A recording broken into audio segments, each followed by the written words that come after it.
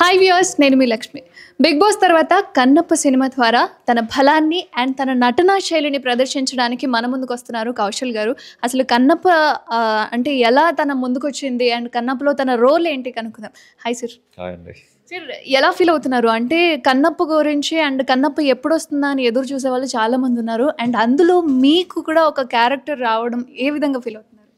So బయట జనాల్లో ఎంత థ్రిల్లింగ్గా ఉందో కన్నప్ప సినిమా గురించి డెఫినెట్గా ఈ సినిమాలో నా క్యారెక్టర్ చూసుకోవాలని కూడా నాకు అంతే థ్రిల్లింగ్గా ఉంది. సో ఈ కన్నప్ప సినిమాలో మాలి క్యారెక్టర్ చాలా ఇంపార్టెంట్ రోల్ అన్నమాట. సో ఈ క్యారెక్టర్ నిజంగా నాకు రావడం అదృష్టమనే చెప్పాలి.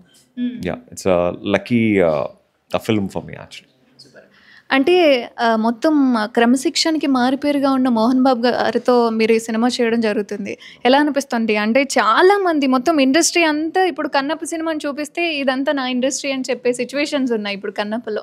సో వాళ్ళందరితో మీ ఇంటరాక్షన్ ఎలా ఉండింది?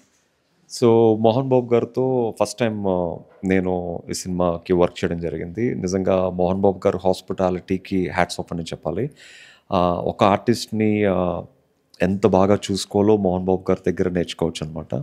సో హైదరాబాద్ నుంచి న్యూజిలాండ్ వెళ్ళిన తర్వాత కూడా ప్రతి ఒక్కరికి న్యూజిలాండ్లో ఎలాంటి అసౌకర్యం లేకుండా ప్రతి ఒక్కరిని తన సొంత బిడ్డల్లాగా చూసుకున్నారు. వాళ్ళకి కావాల్సింది ఇస్తూ, కావాల్సిన వంటకాలు చేపిస్తూ, వాళ్ళకి ఏమి ఇష్టమో అన్నీ తెప్పిస్తూ ఇలాగా ప్రతిదీ అనమాట. సో నిజంగా మోహన్ బాబు గారితో పని చేయాలని చాలామంది వణుకుతూ ఉంటారు. అలాంటి మోహన్ బాబు గారితో పని చేసిన తర్వాత మోహన్ బాబు గారు అందరితో ఎంత ఫ్రెండ్లీగా ఉంటారో, ఫ్రెండ్లీ అట్మాస్ఫియర్ని క్రియేట్ చేస్తారో నాకు అక్కడికి వెళ్ళిన తర్వాత పర్సనల్గా తెలిసిందనమాట. అంటే ఇంత పెద్ద సినిమాతో మీరు మళ్ళీ ప్రేక్షకుల ముందుకు వస్తున్నారు. అంటే బిగ్ బాస్ తర్వాత ఇంత గ్యాప్ తీసుకోవడానికి కూడా గల కారణాలు ఏంటంటే? గ్యాప్ తీసుకోవాలండి, లేకపోతే బయటకి ఏ సినిమా వచ్చినా బిగ్ బాస్ కౌశల్గానే చూస్తారు.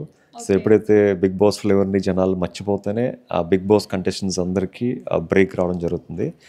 సో ఆ బిగ్ బాస్ కౌశల్ మర్చిపోయిన తర్వాత మళ్ళీ ఫ్రెష్గా ఒక మాలి క్యారెక్టర్తో మేము ముందుకు వస్తున్నాం కాబట్టి సో ప్రతి ఒక్కరు ఆ మాలి క్యారెక్టర్తోనే సినిమా చూడడం జరుగుతుంది, నన్ను కూడా చూడడం జరుగుతుంది. సూపర్. అంటే ఇప్పటి వరకు బిగ్ బాస్ కౌశల్ అని పిలుస్తున్నామేమో, ఈసారి మాలి అని పిలవచ్చేమో. కన్నప్ప కౌశల్ని కూడా పిలవచ్చు. అండ్ అంటే అసలు ఈ ఛాన్స్ ఎలా వచ్చింది సార్ మీకు?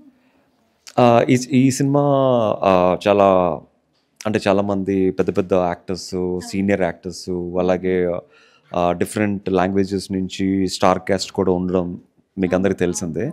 సో ఎస్పెషలీ ఈ క్యారెక్టర్ కోసం చాలామందిని ఆడిషన్ చేయడం జరిగింది. ఇన్ఫ్యాక్ట్ దసరా సినిమాలో సెకండ్ హీరో చేసిన దీక్షిత్ శెట్టిని కూడా ఈ క్యారెక్టర్ కోసం ఆడిషన్ చేశారు యాక్చువల్గా.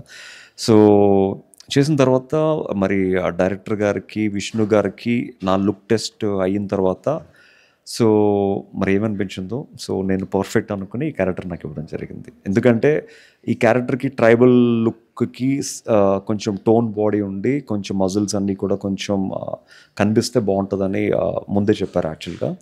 సో అంటే మోడల్స్కి ఏంటంటే ఏ లుక్ వేసినా వాళ్ళకి పర్ఫెక్ట్గా సూట్ అవుతుంది. సో అదొక అదృష్టం అని చెప్పుకోవాలి నాకు. శివుడి ఆజ్ఞ లేనిది చీమైన కుట్టదు అంటారు. మరి శివుడికి సంబంధించి అంటే డివోషనల్గా ఏదైనా మూవీని మనం ప్రేక్షకుల ముందుకు తీసుకురావాలి అంటే అదొక సాహసంగానే చెప్పుకోవాలి. ఎందుకంటే కరెక్ట్గా దాన్ని ఇంప్లిమెంట్ చేస్తే తప్ప అది 100% సక్సెస్ కాదు. కన్నప్పకి సంబంధించి ఇది ఏ విధంగా ప్రేక్షకుల్లోకి వెళ్తుందంటారు? సో అంటే పాత కన్నప్ప ఇప్పటికీ కన్నప్ప ఆల్మోస్ట్ లైక్ రాజ్ కుమార్ గారు 2 సార్లు, పునీత్ గారు వాళ్ళ అబ్బాయి ఒకసారి చేశారు.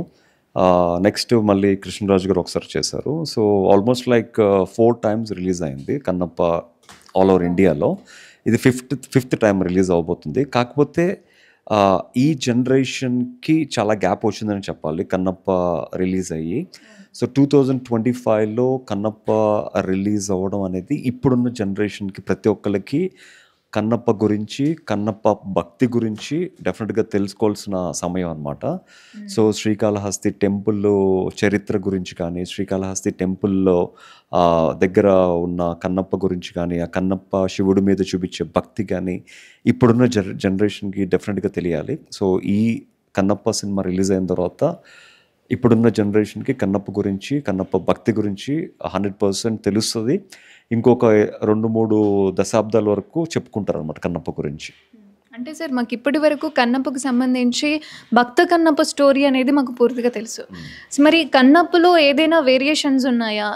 ఎగ్జాక్ట్‌గా కన్నప్ప ఏ విధంగా ఉండేవాడు? ఆ స్టోరీనే మళ్ళీ తెరపైకి తీసుకొస్తున్నారా? కన్నప్ప అంటే ఇప్పుడు జనరేషన్‌కి తగ్గట్టు మార్పులు, చేర్పులు చేయడం జరిగింది. ఇప్పుడు జనరేషన్‌కి తగ్గట్టు ఆ గ్రాఫిక్స్ గానీ, ఆ కాస్ట్యూమ్స్ గానీ, లుక్ గానీ, లొకేషన్స్ గానీ చాలా మార్పులు చేయడం జరిగింది. అంటే ఒకప్పుడు భక్త కన్నప్ప సినిమాలో అప్పుడు ప్రజలకి తగ్గట్టు, అప్పుడు జనరేషన్ తగ్గట్టు తీయడం జరిగింది బాబు గారు.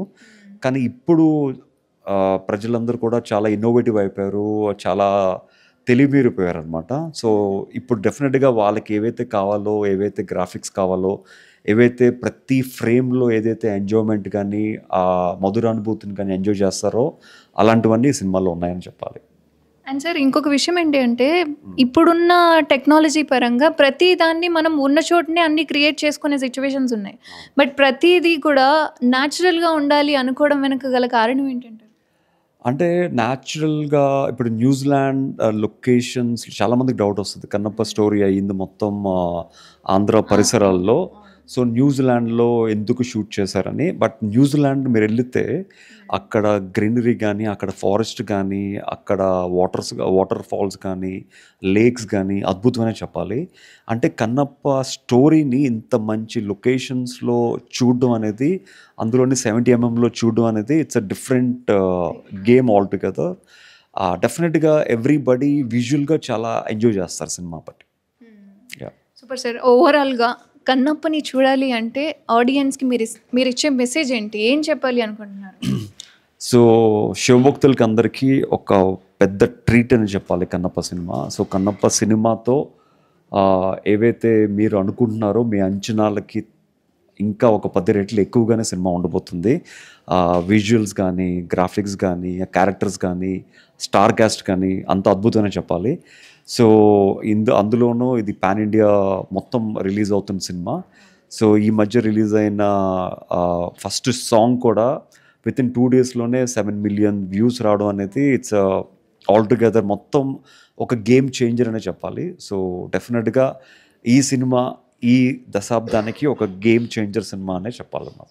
Thank you sir.